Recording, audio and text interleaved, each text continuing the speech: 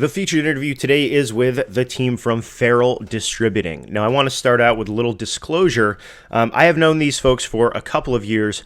Ryan and Nicole hired me to make a short video for them a couple years ago when they were opening up their beautiful new warehouse space. Got paid in ski tickets, most Vermont thing ever. Well worth it. And Jeff Baker is somebody who I would consider to be a friend, and really family by extension. He's a phenomenal sommelier. I've known him through the beer scene. We did a podcast, I think 4 years ago, talking about hemp beer with his previous podcast. He's actually an author as well, wrote a book called Burlington Brewing. So unsolicited plug, that's a great gift for the holidays. And if you are into beer, really great read. So I say all that to say this. Farrell Distributing is Vermont's oldest alcohol distributor. And so it leads one to wonder, what is their opinion on cannabis going, what's their opinion, what's their involvement going to be?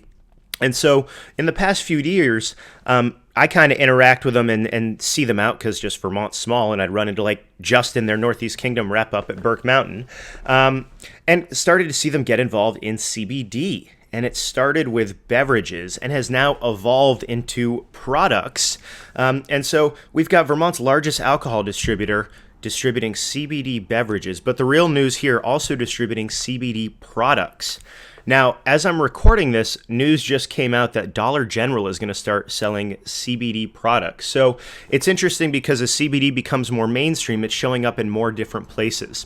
And through the course of our interview, you'll hear how these guys are taking advantage of that interest and that demand and trying to take some of the really anonymous bullshit CBD, lower quality, they wouldn't call it bullshit, but trying to really own spaces like the convenience store. Right? Spaces like the liquor store I could see in the future. And so they've got a program where they are in Vermont rolling out these CBD Wellness Centers and convenience stores that are actually stocked with CBD products that are made in Vermont, that are tested, that have standards. So I thought it was a really seminal moment here in Vermont to have these folks involved directly, talk about this project, and talk about how you can have Vermont CBD products in some place like a convenience store setting, and they don't necessarily have to just be total crap. So really interesting conversation about how they got involved, maybe a little bit of insight into what's ahead in the future, but really hope you enjoy this discussion. Really appreciate Farrell, the team, taking time to speak with me, and look forward to more on the other end. Let's start there, here with the Farrell team. The big news and kind of the headline is that Vermont's largest alcohol distributor is also active in CBD. And I know it's something that you guys thought a lot about. You did a lot of research, a lot of education. And so I wanted to get a little bit of background and kind of overview to set the scene as to what Farrell Distributing is doing with CBD and kind of how it came about. Well, thanks, Eli. Thanks for coming into our shop today. You're no stranger here. You've been here a few times. Yeah. I was going to say, literally when they were putting the walls up. So that's right. Yeah, that's right. Eli did the documentary piece for us on the construction. Yeah, that was an awesome piece.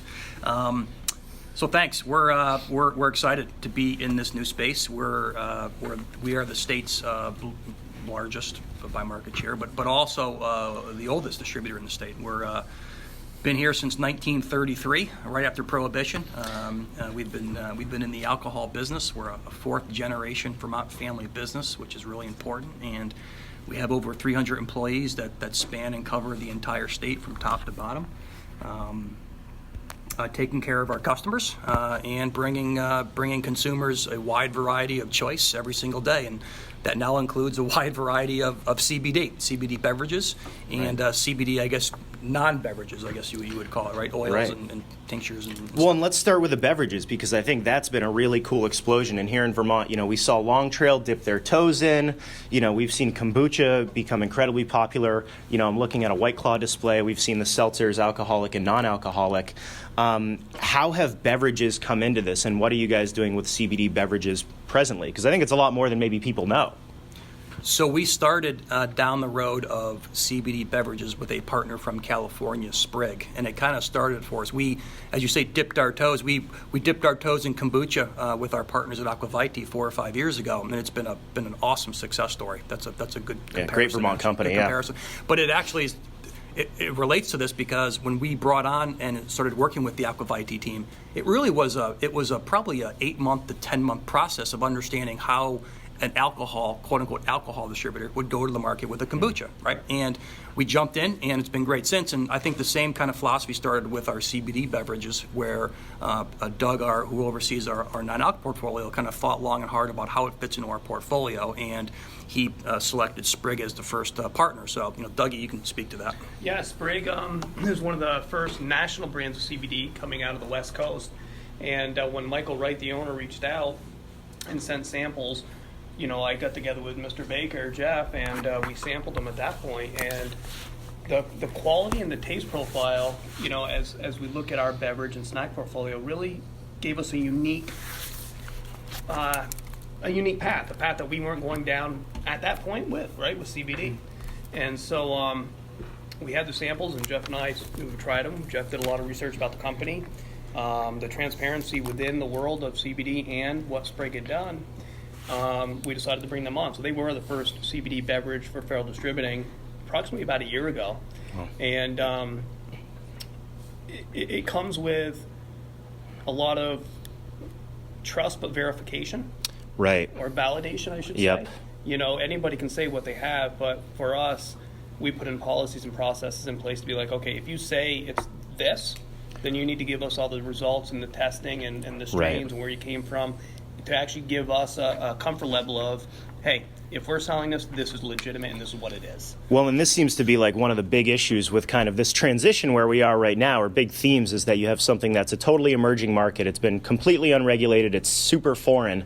And now you've got to go from zero kind of regulation understanding to the level of we as a professional established company can actually do this. So you kind of got to go from 0 to 100 as far as quality control and testing and sourcing and all that, which is why I want to ask, what was that pitch like in the beginning, and kind of I always struggle with how do you explain CBD to people. So I'm curious, Jeff, sort of what were those initial conversations like with you guys and with other management here about kind of what is CBD? Is it hemp? Is it marijuana? How is it? Is it really water soluble? Well, the process started with Sprig coming into the market was right. It wasn't like we sat the whole organization down to start with when we launched the Sprig portfolio. Correct.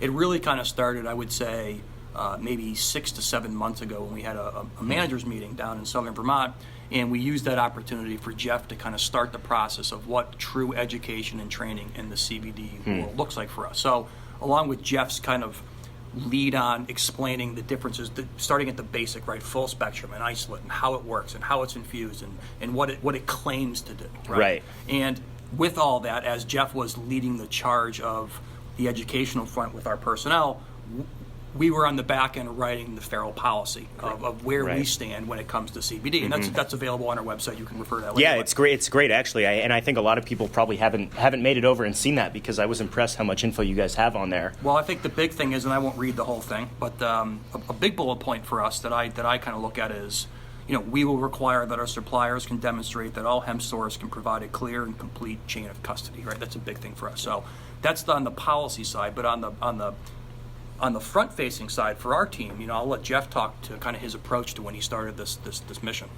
Yeah. Yeah, I mean, as Ryan said, it kind of came down to the starting at the basics. Like, what is CBD? We have to take a step back and say, what is hemp, and what is cannabis, and what is marijuana? And it's all the same plant, right? But we have to kind of talk about it differently, because part of the plant family is still illegal, and part of it is not. Right. So starting with, what's the difference between hemp and, let's say, marijuana? Yeah. Just for, the marijuana is the THC side, hemp's the CBD side, or however you want to phrase it. And so starting from there, and then, okay, so now we know we have a plant, and then, all right, let's take it. All right, so now what is CBD? It's a cannabinoid. All right, what's a cannabinoid? Right, yeah, exactly. We took a step forward and then 3 steps backwards to get to where we were. So I'm we have a great team, and they're good at absorbing information, but this is such a new category that I could see even just like our high level management team kind of get this look on their face like, wait, right. what? Well, I would say, you bring a guy like Jeff in who's got, degrees upon degrees. And, I would say about our management team, not that this is totally related, but when you're in a room with, over 80 Cicerone certified beer servers, and you're in the room with over a dozen WSET, wine certifications, some at level 2s, some at level 3s, and a couple diplomas. The ability of our team to be able to absorb information is at a, I would say, at a pretty high level. Yeah, you can't bullshit those people.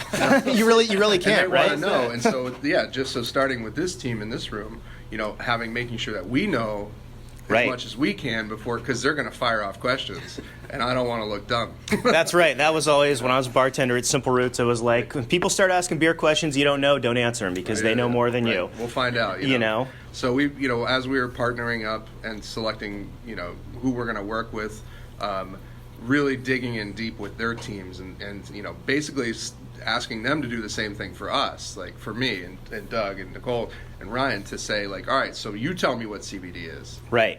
And then you tell me what CBD, and then like let's all get it together. So and then also making sure that they know what they're talking about. So we kind of, the vetting process for partnering was a lot about information. Well, on top of that, too. also when you, because part of our job, right, is obviously to represent a well-balanced portfolio and bring variety to consumers throughout the state.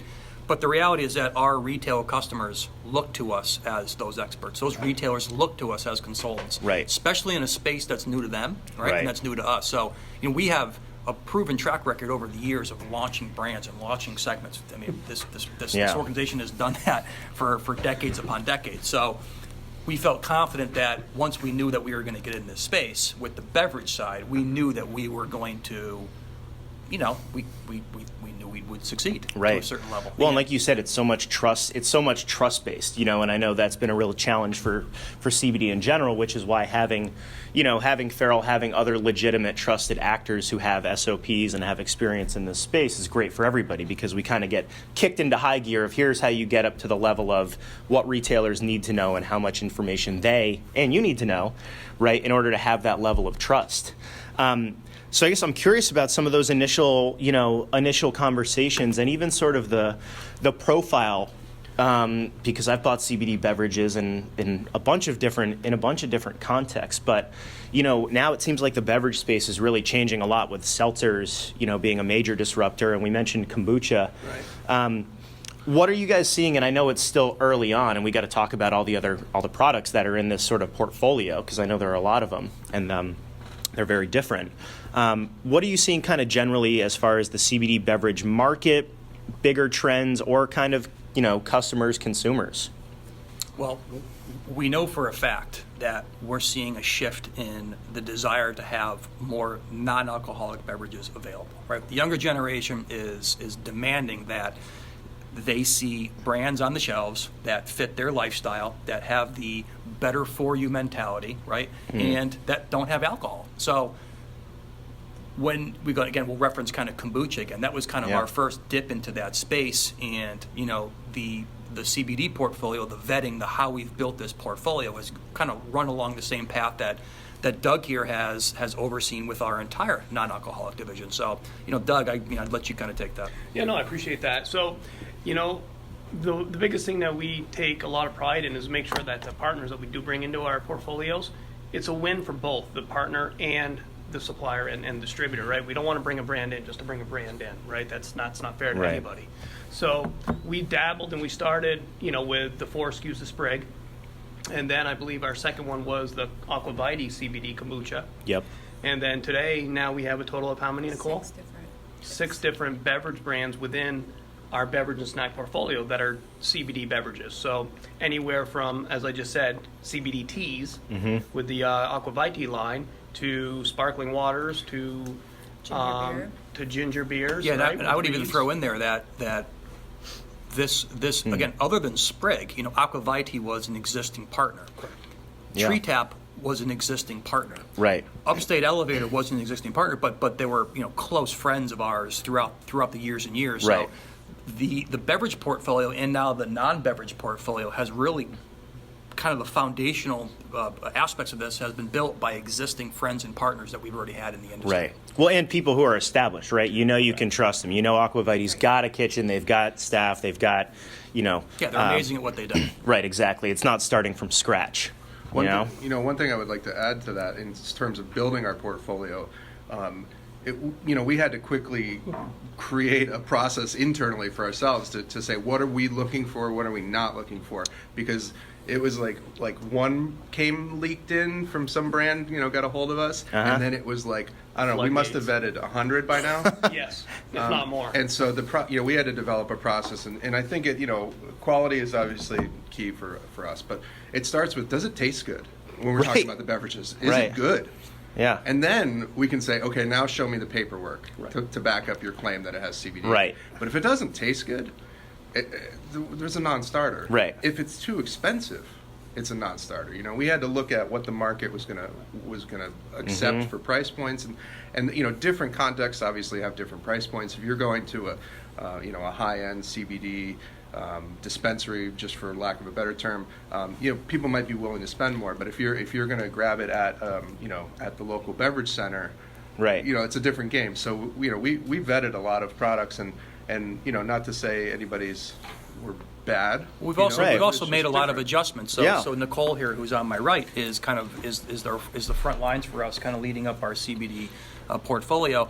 Nicole has come within a few weeks already with some recommendations that, hey, listen, this price point doesn't work, this isn't working, this isn't working. So we're still very small in this space, right? So we're fluid enough to kind of make these adjustments and make these changes. Nicole, you can speak to that if you anything specific. Well, yeah, when you're presenting the portfolio and you have price ranges, from $3.99 to $7.99, you're trying to figure out what exactly it's offering so that you can be competitive. You want everything to be competitive, but some of the stuff when you're looking at it and it's cost $2 more and there's no real difference, you have to go back to your partner and be like, hey, look, this is what we're seeing. Right. Is there anything you can do? Well, and being able to give retailers and partners that guidance on even sustainability, right? Because if something tastes like crap and it comes out and then you've got 100 cases and 95 of them are sitting in the back, because the fad is over, that's not good for anybody, right? And things are evolving so fast too that you have to be able to say, all right, do we really want to get into the CBD gum business? Let's say for example, or CBD, do we want to get into cold brew now, or do we want to look at these other sort of things? Well, and that's just it. And as Ryan alluded to, and when we look at the whole portfolio as a whole, beverage and snack, it falls underneath that umbrella. And like I said, today we have 6 brands, but where does it go to, and how many does one distributor actually need, right? That's the other question. Right. And today you would ask, what's the evolution within the world of beverages? A lot of these consumers and customers, they don't even know where to place it. We didn't know where to place it. Right. So, of course we did, Doug. Right. But Doug didn't mean that. Right. But we learn every day. So now Nicole is actually walking into accounts suggesting, hey, why not dedicate 2 shelves for better for you beverages, or 2 shelves of CBD, and we draw attention to it. Right. So when somebody walks in and they're looking for that, there's an actual section now. So that was the evolution. That's the process. Yes, we knew exactly where it was going. But, it's a learning curve. And, as Ryan said, that was the launch of a brand new segment within our world. Yeah. That we've never done. And we're starting to ramp up the consumer side, the event side. So Nicole here on I'll give her a little plug on Black Friday. Nicole will be on Church Street at Athleta, the Gap, nice. For 2 hours. Actually, as folks are in there, kind of getting their yoga pants shopping on. Nicole is going to be offering some hydration with the CBD portfolio. So we're bringing this now to all of our kind of our retailer-driven events. So when we have wine tastings and beer tastings for the retail trade, we're actually having the CBD beverages there as well. I saw this on your Instagram page a couple weeks ago that you guys were having the wine and beer retreat and CBD. That's right. And the fact that you had added that even to the captions and the posters, I was impressed because it is really legitimizing and becoming part of the it's part of the family. Yeah. The portfolio. Yeah, exactly. And I think it's important to have people taste it, because it's an unknown. People are like, oh, what's it going to taste like? And it's so expensive. They don't want to buy a $5-6 bottle not knowing what it's going to taste like. Right. So getting it out there, the more tastings we can do and more awareness we can bring to it. Yeah, well, and like you said, I mean, I think, you guys, and we'll talk about the non-beverage, CBD stuff and that transition, but that education, and having, whether it's partners that have the education on the packaging, having it on display, or having the people, who are the retailers or the event people be prepared to answer. We all know the first 5 questions we're going to get about CBD beverages, right?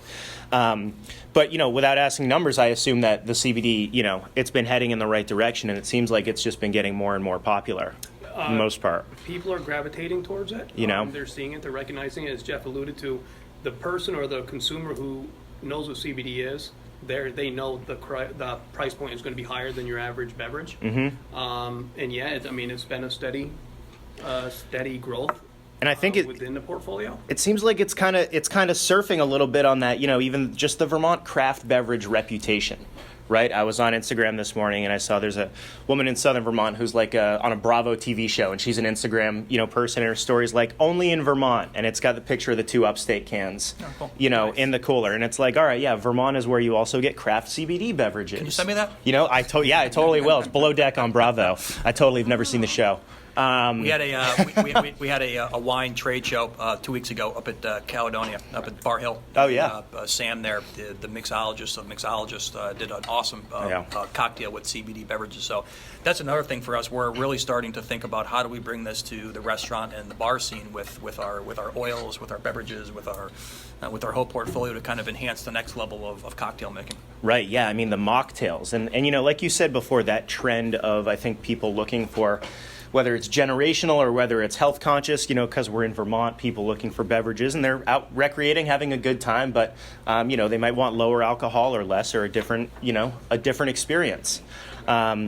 So let's talk about that transition into, the beverages. Like you said, you've got to have partners, you've got to have education, you've got to have your own internal SOPs to figure out how you can verify everything. When you get into products, and we should maybe start by defining what the scope of that is, because we're talking about non-beverages. You guys aren't selling joints. At least nobody's offered me a joint here yet. Can confirm since we're on audio. Confirmed. Yeah, exactly.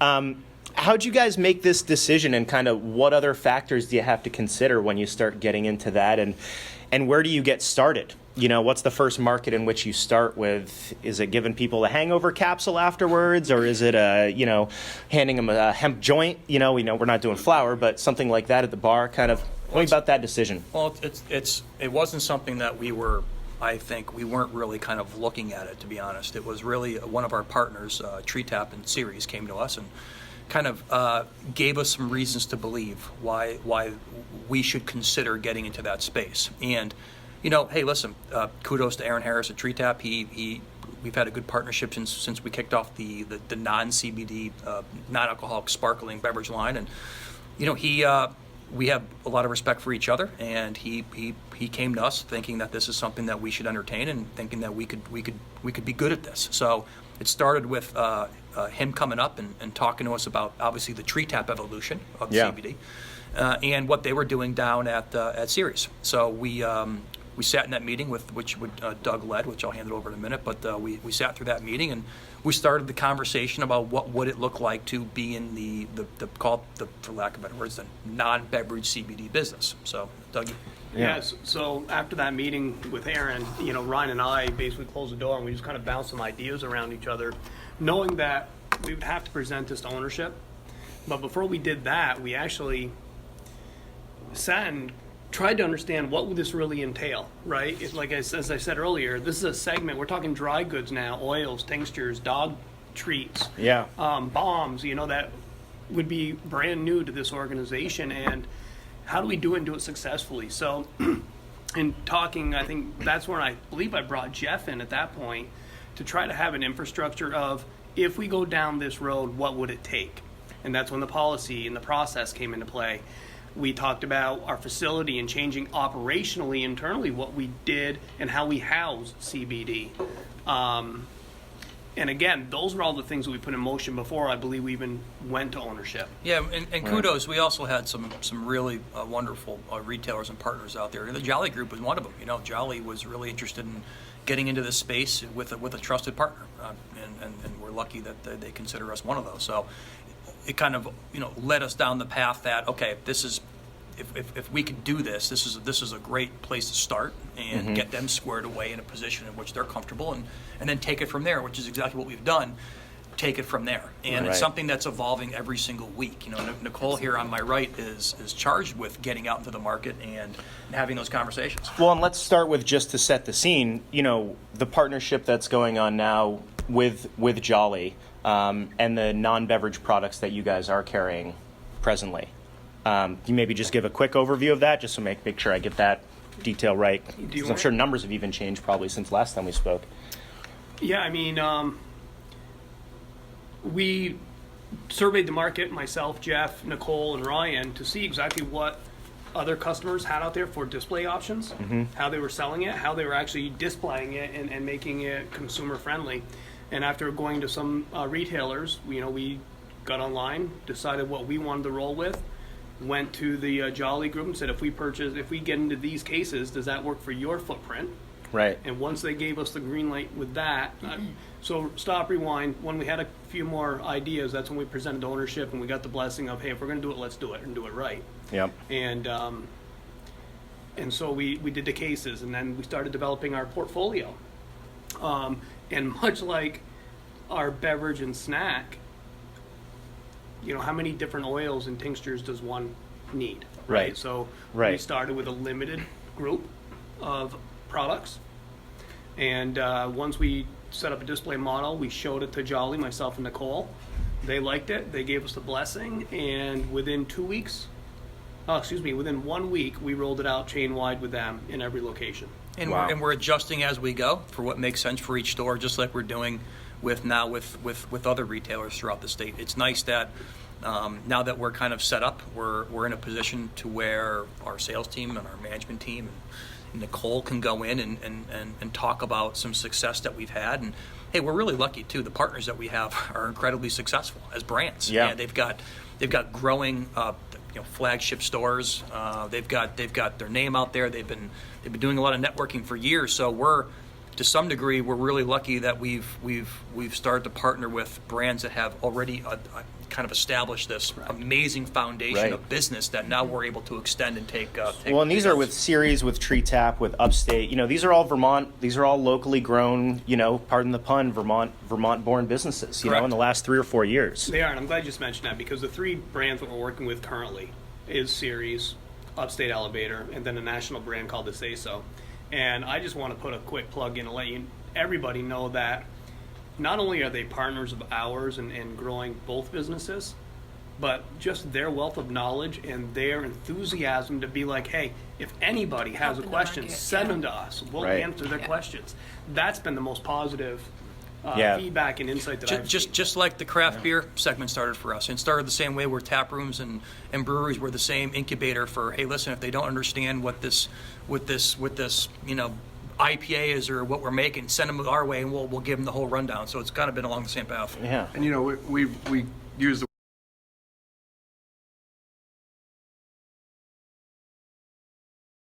category, to allow Nicole to be able to go into a customer and could spend 10 minutes, could spend an hour and a half, but taking the time to actually educating the customer as to what the features and benefits of Farrell Distributing's portfolio is versus XYZ's portfolio. And that's the positive, right? We've got a lot of questions of, well, I can get one down the road for $5-10 cheaper. Yes, you can.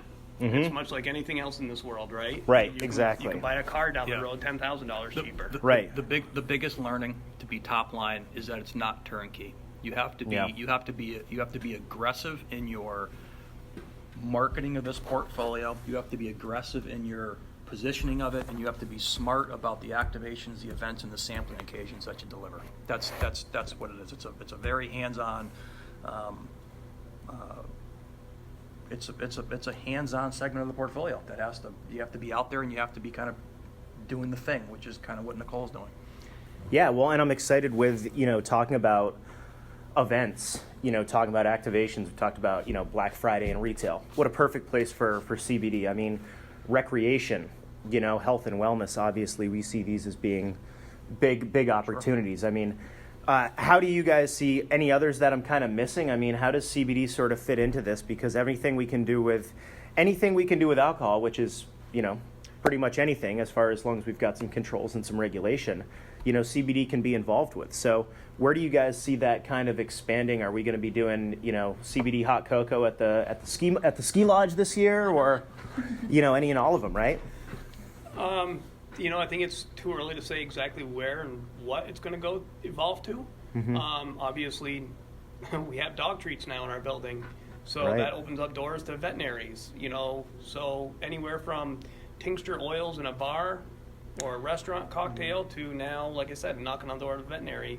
Yeah. CBD it's here today. It's for everybody who understands it. And for those who don't want to jump into it, don't need to.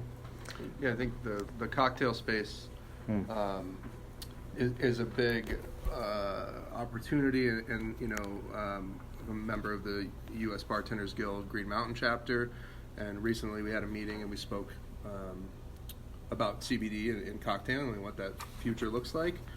It also has space for those who don't want to drink but do want to go out, Right. and have with their friends or just go meet up at a bar. It offers having CBD products, whether it's a seltzer in a can that was pre-made and pour it over ice, or if they have a tincture behind the bar and they make up a mocktail, for lack of a better term, and with CBD, because it's a value added beverage. It's a higher end beverage then, right? And it also has that kind of better for you / functional kind of nature to it. Yeah. Where people can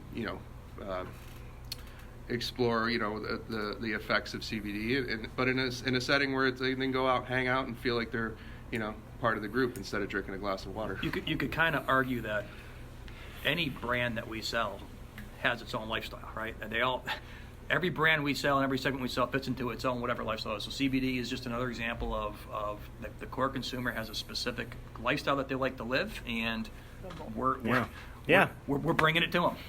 Yeah, exactly. Yeah, Doug mentioned Red Bull too. Totally. Similar deal. Market leader. Well, and CBD I think has done such a great job of distinguishing itself, as hemp, and does not carry the same stigma as marijuana, and have you guys have found that too? I mean, it seems like at this point, and we're almost in 2020, that people know hemp is not marijuana, CBD is not marijuana. So, it seems like that stigma's kind of been removed, and CBD can exist really as its own industry, as its own product. And whatever happens with THC in the future, CBD is going to have a place. Because I think we see that even in states where there's, legal cannabis, and in California, people are getting crazy with the ways they combine it.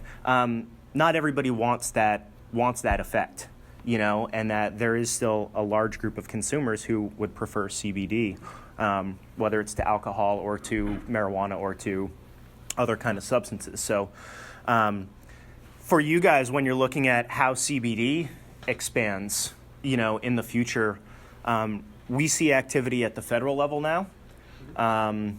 Is that something, you guys are probably better positioned than most because you're in a highly regulated industry already and have to have those supply kind of lines. But as far as like being people in the industry, what are kind of your concerns about the federal government being involved? Is it impacting you guys, or is it really just more opportunity? Once the FDA starts licensing beverages, then it's even easier for conventional kind of distribution. I don't quite know yet. We're quite comfortable in the space that we're in with CBD as it stands today, with what's on the books. We're quite comfortable with our process of bringing in partners that can showcase their verification and reinforce our policy. We're comfortable today being out there, kind of promoting the fact that we're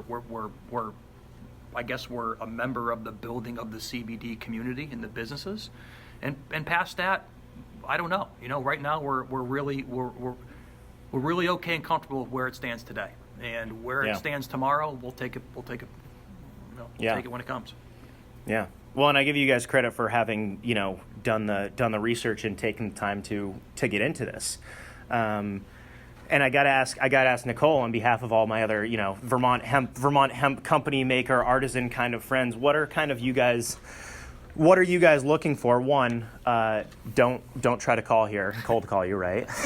But sort of what are you guys looking for? What are you talk a little bit about the standards, and if there are people out there who have the next best thing, whether it's a CBD gum or CBD dip or CBD. I'll tell you. I'll take that before Nicole. Yeah, gets please it, hop in. But I'll start with this. We're incredibly honored that anybody would want to work with us, right? And we have our website where you can contact us, which is where typically most folks kind of come to us, right? So they reach out and they say, hey, listen, this is a product that we have, and we kind of vet it that way. That's probably the best way to do it. But we read every email, we read every request, we follow up with every single one of them. We don't take it for granted that people want to work with us. So we're not completely open to everything, but Right. we are absolutely in the respect business. And if you reach out to us because you feel as if we might be a partner, we're going to look into it. Yeah. Can't say we're going to bring it in. Right. We're busy as we are, but Right. but Doug is as Doug is in charge of this portfolio, it's kind of up to his vetting process to where it makes sense for us. Yeah, I mean, and that's where I defer back to Nicole. I mean, obviously we laid the groundwork and the foundation of where we are today, and obviously within each portfolio that we carry, there's going to be expansions and line expansions. But Nicole and I are going to bounce, and Jeff are going to bounce a lot of things off, and if we feel that we're missing something to complement our portfolio, then those are the ones that we take a hard look at and make sure it's the right fit for us and them. I can't emphasize that enough. It's got to be the right fit for both parties. And you throw things up against the wall. Sometimes they stick, sometimes they don't. But much like I do with the other 55 partners that I work with, it's got to be right for both parties. Yeah. And the biggest thing is with me being out in the market, I'm the ear, so I'm trying to hear what are people asking for. Exactly. And then I'm going to come back to Doug and be like, look, we really need to add something like this to our portfolio. And also what's not kind of moving in the market. Right. So as we grow and we learn, I mean, we could definitely be adding things, but like he said, it's going to have to complement. It's not just add another thing just to add another thing. The reality that not everything works, right? Right. Right. Well, and I got to say, we look at CBD and we look at, Vermont and Massachusetts, very different, as far as regulations. We look at, and I'm not trying to backdoor you into a weed question here. We look at also kind of with alcohol, what's the difference and what gives competitive advantages and not, right? And I say this as somebody who's worked in brew pubs in Vermont and is a big fan of our alcohol industry. What are the aspects of, I'll ask it this way, what are the aspects of the way that we in Vermont regulate alcohol that make our state more desirable, that make our alcohol industry more successful? I'm only asking about alcohol. What are kind of some of those I got to ask, as an advocate, as an activist, it's not a question of politics, it's a question of policies. What are some of those key things that make Vermont's craft alcohol industry special compared to other states? And this is not an endorsement of cannabis, but I got to ask the people who know kind of what we can learn. And if people are cannabis activists or if politicians want to replicate the success of alcohol, what are some policy lessons that we can learn? Well, I think the 3-tier system that we work within now is incredibly successful. It regulates. It provides massive amount of consumer choice. It allows for brands to be brands. It even allows for self-distribution, which is great for the brands that make sense for them. So I think we've got these 3 specific tiers that all work really well together. We stay within our lines. We do what's right, and we listen to our retailers and we listen to our consumers, and we bring variety, and we do it in a regulated manner. It's as simple as that. I mean, the 3-tier system, if you just look at the boom in Vermont, right? It seems to have worked pretty well, right? Yeah, we all have respect for each other. I think everybody has a lot of respect for the parts they play in that, and I think part of the success that the beverage industry has seen in the state of Vermont is just the fact that we're all very passionate about each tier that we represent, and we do it with a lot of respect for each other. Yeah. There's, the 3-tier system allows for specialization too, right? It allows the breweries to do what they do best. Right. You could be Hermit Thrush and just brew sour beers, or focus on sour beers, or focus on... And have awesome access to the market. And the distributors do what they do best, which is get it to the stores, and not just in a logistics sense. We're not just FedEx here. Right. Nothing. No knock to FedEx, but we also act as a sounding or a megaphone for the branding and marketing that the breweries bring. Frontline. We sell it to the stores, and we provide access to, or not provide access, but Well, like you said, there's so much more that comes along. It's not distribution's not FedEx, right? It's not just drop off, show up and wheel it off the truck and here you go. And sometimes it is, which is okay too. But as being frontline and being consultants and being good partners and understanding what retail is asking for and going back to our partners and saying, hey, listen, there's a gap in the market. Did you ever think about this? It's a fluid conversation that's constantly happening. Right. There's probably going to be a few brands that come in here today to have that conversation, which is fun. It's vibrant. It's energizes you and it's a great industry to be involved with. Well, and like you said, that community aspect, which I see in the alcohol industry, which is so great, the feedback of brewers who brew together, and learn from each other, and specialize, and everybody pushes each other, and says, hey, have you tried this? Like, man, I want to start doing that. Or like, hey, so-and-so's brewing with lactose now. I would even say on the national level, a lot of these national brands, they're excellent at what they do. They're great brand marketers. They know how to find a niche, and a lot of local brands are able to kind of feed off the national brands, and that will probably happen in the other industry down the road. Yeah. So, yeah, it's a good time. It was indeed a great time speaking with the Farrell Distributing team. My sincere thank you again to Ryan, Nicole, Jeff, the entire team. I have a lot of great things to say about Farrell as a company, and really appreciate them. And I say this as somebody who has known them for a little while, and they don't advertise with me. They never have. Maybe they or some of their brands will in the future, but I thought it was a really interesting and valuable conversation to talk about what they're doing, and that it's a BFD, a big freaking deal, that we have the state's largest alcohol distributor participating in this, as well as, like we said, we see these trends with more CBD getting into other places, convenience stores, places where you might not have seen it before. So, big thanks again to Farrell Distributing. Encourage you guys, next time you're in a Jolley convenience store, check it out. Go look for that CBD Wellness Center, and you'll see a couple cool Vermont brands represented there.